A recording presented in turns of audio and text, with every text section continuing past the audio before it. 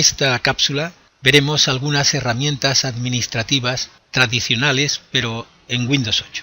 Para mí la forma más fácil de acceder a ellas es abriendo el explorador, yéndome a este equipo y haciendo clic derecho y administrar. Voy a expansionarlas y aquí tenemos primero algunos detalles que comentar.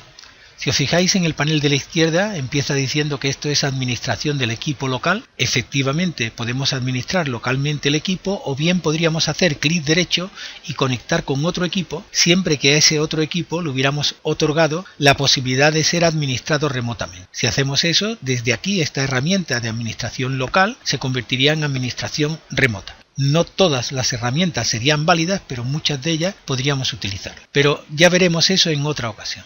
Vamos a cancelar esta parte y nos vamos a centrar en lo que nos presenta aquí este panel, de manera que hay como herramientas de sistema programador de tarea. Vamos a verla un poco secuencialmente. El programador de tarea es, recordáis, antiguamente, hace mucho tiempo, el AT, la posibilidad de programar distintas tareas para que se ejecutaran o bien diariamente, o semanalmente, o mensualmente, o puntualmente, etcétera, ¿no? Todo eso lo podemos seguir haciendo ahora. Aquí nos pone un estado de tarea y nos dice las tareas que se iniciaron en el periodo de tiempo de las últimas 24 horas. Es bastante fácil de interpretar estos paneles, lo que ocurre es que si no estamos muy familiarizados puede parecer que se nos queda muy pequeño la zona de display. Que sepáis que podemos, aquí vienen estado de tareas como decíamos y luego las tareas activas. Podemos cerrar estas tareas activas, el panel, para que el panel de arriba nos resulte más amplio. O podemos abrirla y cerrar el panel de arriba si lo que queremos analizar es la parte de abajo, es decir, las tareas que están habilitadas en este momento y que no expiran. Podríamos ver cada una de esas tareas o podríamos crear tareas nuevas si quisiéramos, yéndonos aquí a donde pone programador de tareas y decir crear una tarea básica. Podría ser una tarea básica o avanzada. Voy a poner aquí a nivel de ejemplo alguna, prueba, lo típico, y aquí pondríamos la descripción. Esta tarea la vamos a utilizar para hacer lo que sea, esto es puramente descriptivo. Le damos siguiente y ahora elegimos cuándo queremos que se inicie y cada cuánto tiempo queremos que se repita esa tarea, si queremos que se efectúe una sola vez o semanalmente o diariamente, etcétera. Vamos a suponer que es diariamente y vamos a suponer que esto lo vamos a hacer pues a las 9:45 de la mañana. Lo iniciamos a partir de hoy. Le damos siguiente y vamos a ver qué acción haríamos a las 9:45 pues todas las mañanas. Decimos iniciar un programa, por ejemplo. Vamos a poner una pequeña estupidez con vuestro permiso. Vamos a decir que a las 5 de la mañana se ejecute la calculadora, ¿vale? Para no tener que andar buscando ahora mismo ningún script o ningún programa de los que tengamos ahí y si quisiéramos con algún argumento determinado opcional pues podríamos ponerlo. Le damos siguiente y finalizar y se nos habrá creado una tarea que se llama prueba, que es esta de aquí, que lanzará la calculadora pues todos los días a las 9 de la mañana, a las 9 y algo, ¿vale? No tiene mucha más dificultad, podríamos ver ahí las tareas que ya están creadas, podríamos deshabilitar, si quisiéramos quitar esa tarea que acabamos de crear, pues simplemente tendríamos que eliminarla, podríamos cerrar una tarea o eliminarla en sí, podríamos ver cuáles son todas las tareas que están ahora mismo activas, podemos actualizarla para si alguna ya ha parado o ha dejado de tener validez, la seleccionamos y si quisiéramos eliminarla como decíamos, desde aquí podemos eliminarla. Vamos a eliminar la tarea, pues le decimos que sí. Vamos a pasar al visor de eventos. Este es el célebre visor de sucesos de toda la vida, que no miramos nunca lo suficiente, sobre todo cada vez que tenemos un problema. Podíamos recabar información muy interesante de ahí y casi siempre renunciamos o simplemente recurrimos a él cuando no hay más remedio. Igual que decíamos antes, la vista del panel puede parecer un poco farragosa, pero realmente si quitáramos la parte que no nos interese en cada momento, pues podríamos ver que existe, como tradicionalmente había, errores de tipo error, advertencia, información o incluso auditoría. Bueno, pues cada uno de esos errores pueden ser analizados y podríamos ver exactamente de qué va el error, qué dice o qué nos aporta. Aquí nos dice que no se puede procesar la directiva de grupo debido a que no se puede conectar con un controlador de dominio a través de la red. Si tuviéramos seleccionado aquí más, hay un segundo, luego si le damos hacia abajo nos leerá, fijaros por atrás, hacia abajo o hacia arriba nos leerá uno u otro. Si tuviéramos 100, pues iríamos bajando en cada uno de ellos. Hay unos eventos que son de tipo administrativo, donde hay, como existía antiguamente, la posibilidad de un cierto warning o un aviso, una advertencia, la posibilidad de un error o la posibilidad de una notificación o una información que no tiene tanta importancia de cara a lo que nos aporta como una advertencia o como un error. Están aquí los registros de Windows, de manera que hay, igual que teníamos en su tiempo, de aplicación, de seguridad y de sistema, y además existen de instalación y eventos reenviados. El de instalación vienen a ser haber apartado de todos estos los que hacen referencia a una instalación determinada, y en los eventos reenviados es porque ahora tenemos la posibilidad de generar unas suscripciones en las que un equipo recolecte todos los eventos que envían otros equipos y sea capaz de analizarlo. Igual que tradicionalmente decíamos, en la aplicación pues tenemos de información como comentábamos, el de advertencia o el del error, y en seguridad tenemos los célebres candaditos y las llavecitas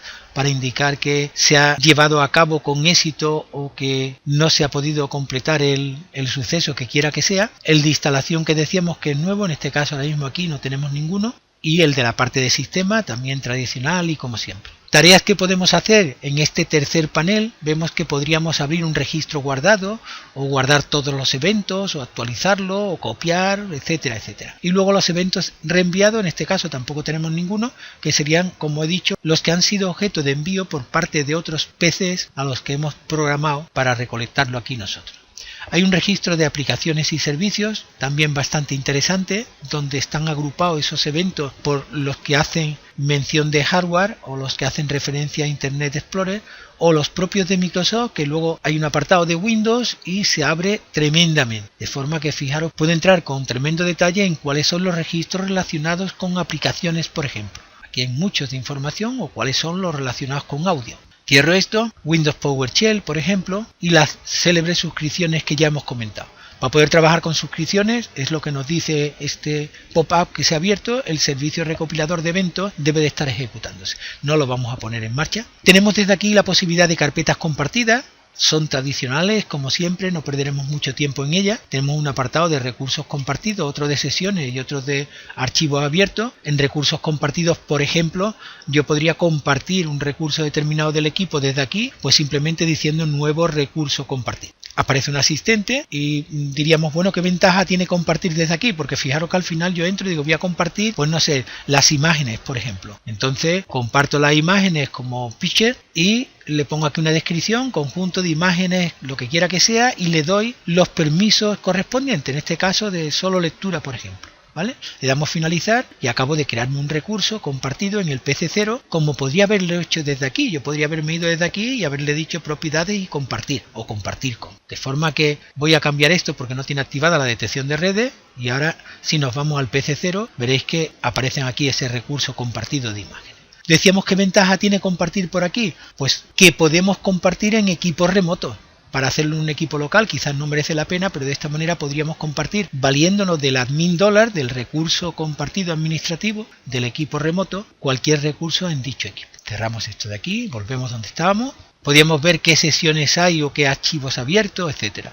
Hay un apartado interesante que es el de usuario y grupos locales. Este es tradicional, como siempre, podríamos ver los usuarios que están aquí y hacer botón de la derecha y crear un usuario nuevo con las características correspondientes, diciendo que la cuenta está o no deshabilitada, o habilitando una cuenta que estuviera previamente deshabilitada, como es la de invitado, o diciendo que el usuario tiene que cambiar o no la contraseña en el siguiente inicio de sesión, etc. ¿Podemos desde Windows 8 administrar los usuarios? Sí, con el entorno gráfico este que decíamos, yéndonos a esa parte de usuarios, desde aquí yo podría llamar al panel de control y sabéis que hay un apartado, vamos a ver un pequeño recordatorio, le decimos panel de control y hay un apartado aquí que hace referencia a cuentas de usuario. De manera que si nos vamos aquí a las cuentas de usuario, pues podríamos administrar las cuentas de usuario.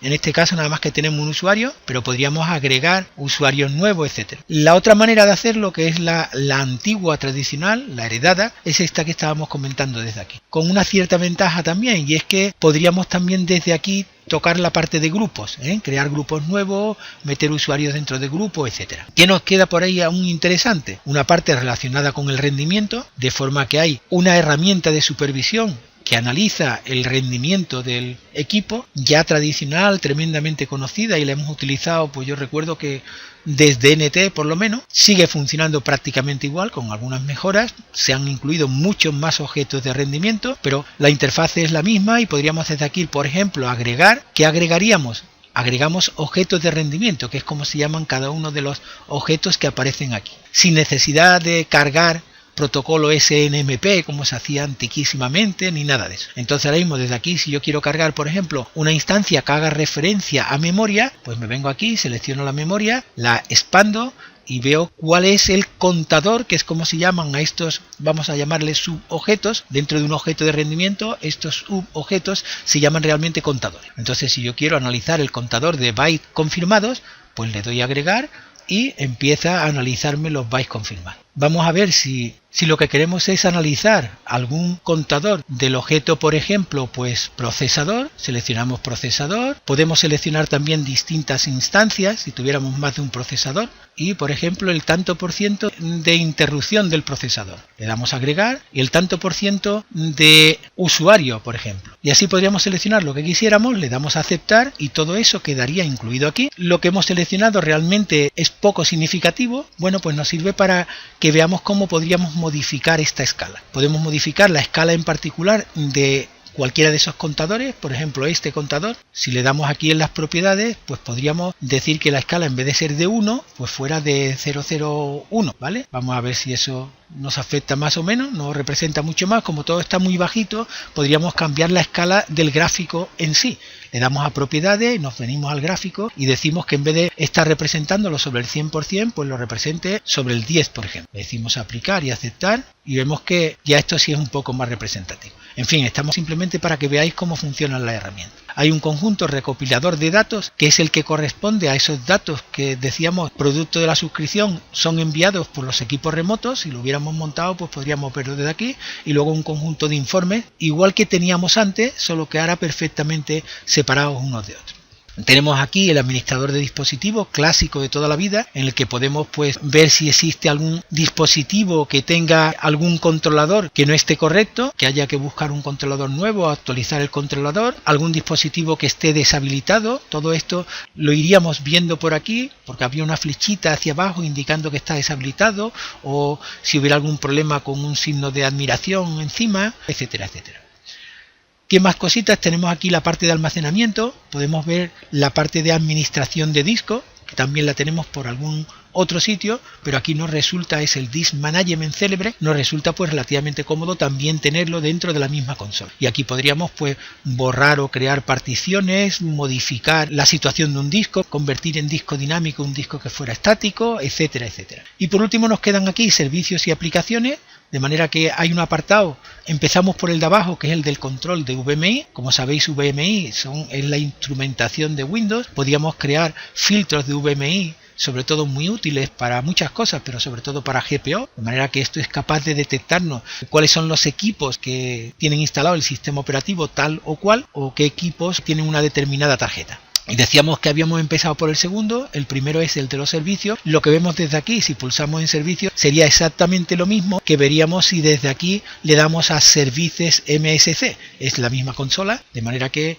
lo que han hecho es incluírnosla dentro. Es exactamente la misma consola y podíamos pues convertir en automático un servicio que estuviera en manual, o parar o ejecutar, etcétera, etcétera, o reiniciar un servicio determinado. Lo mismo que podríamos hacer por aquí. Y luego, si en la barra de tareas hacemos clic derecho, hay un apartado que es el administrador de tareas. También el clásico de toda la vida, quizás con más detalles, pero el mismo de siempre, donde podemos ver los procesos que se realizan. Podríamos analizar el rendimiento de CPU, por ejemplo, o de memoria, o de distintas CPU, si tuviéramos distintas de ellas, o de disco, de la tarjeta de red, etcétera. Mejor quizás estructurado que en ediciones anteriores, pero el mismo administrador de tareas. Hay un historial también de aplicaciones, donde tenemos todas las aplicaciones que se están ejecutando ahora mismo y qué tiempo de CPU, de red, etcétera come, y podríamos cambiar cualquiera de esas aplicaciones, cambiar a otra determinada. En el inicio estamos viendo aquí las herramientas de VMware Tool, por ejemplo, el usuario que está conectado y luego los servicios prácticamente igual que antes. Podríamos desde aquí detener un servicio, reiniciarlo, etcétera, y luego una serie de detalles por aquí de cada una de esas tareas, que es lo que estábamos acostumbrados a ver, donde podemos finalizar la tarea o finalizar el árbol de procesos completo o cambiar la prioridad o establecer afinidad con un determinado procesador. Y nos quedaría también una más todavía, que podríamos verla por aquí, le podríamos decir buscar, y no quiero que se me olvide, y sería, por ejemplo, ver el historial de confiabilidad. Cuando se hablaba de monitor de rendimiento y confiabilidad, si recordáis, me parece que era en Windows Vista y luego desaparece en el 7 y hay que buscarlo. Bueno, pues este es el equivalente a ese monitor de confiabilidad. Algo es confiable si actúa como esperábamos que actuase y deja de ser confiable si realmente no actúa como se espera. Esto nos va indicando cómo se va comportando a lo largo del tiempo nuestro equipo. Y cuando se producen cualquier tipo de evento, algunos de ellos a lo mejor hacen que descienda el rendimiento de la máquina, o algunos de ellos tienen problemas. Como las máquinas son virtuales, es muy normal que aparezcan aquí ciertos errores de hardware, ¿no? En la máquina en real pues podríamos ver que más que esos errores de hardware se produce disminución de rendimiento porque hemos instalado un software que no es el más adecuado, etcétera, etcétera. Nos dicen qué situación y qué detalles informativos nos interesa más en un determinado punto de la historia de la instalación de la máquina, etcétera, etcétera. Y bueno, creemos que es suficiente para darle el repasillo a las herramientas clásicas, pero viéndolas sobre Windows 8.